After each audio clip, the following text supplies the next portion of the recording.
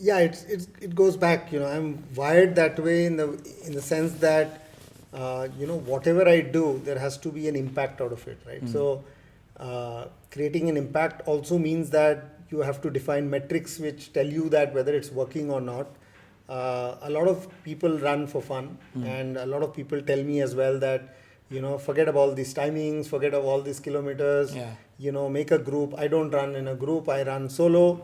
So because that's what drives me. It's the kind of person I am. So uh, identifying things that will improve. Again, I don't expect miracles in the short term.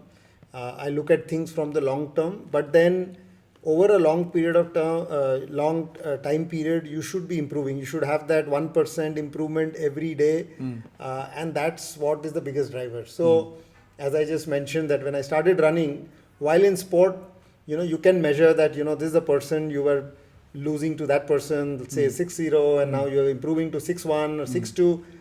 So you know that there is progress. When I took up running, the first thing was distance, right? And then I will run so many kilometers. Let me see if my legs have it, right? So the whole thing was getting better at it. So if I am not getting better at something over time, it does not drive me, right? Okay. So there is some. So there is a goal. Yeah, true not metric you have. Yeah, there is a metric I have. Obviously, you are also running against, there is a headwind of age. So therefore, you know that at 55, you can't aspire to be running much faster than what you're running today. But then you know that if you can even maintain your peak over a long period of time, then you are getting better. Right? So that way, a key motivation for me is to really measure that whether I'm getting better at it.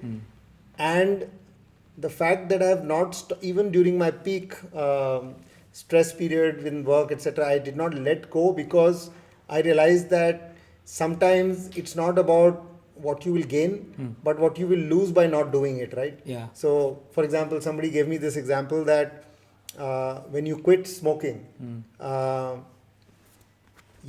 a few years or months, it's not about the fact that can you have one cigarette, but it's about the fact that you now have a streak, right? A streak of Not 400 days not doing it. smoke. So you want to continue that streak, and that continue, drives you not to smoke. Yeah. So it's the same thing with exercise that if you started a streak of running and you wanted to build on it, and the worry is that if you break that streak and take 6 months off or 3 months off, you are going back a long way and you have to start all over again. So these are things which I have built up myself in my mind, and therefore it gives me structure, it gives me a plan. And when I'm not doing well, I know I'm not doing well, and therefore you then have a backup plan that at this date I will start to fix this. Okay. So that's how that's pretty much how a startup is, right? I mean, you have to have a goal of growth, and if things are not going the way you want, you probably take a pause and figure out how to fix it. Yes.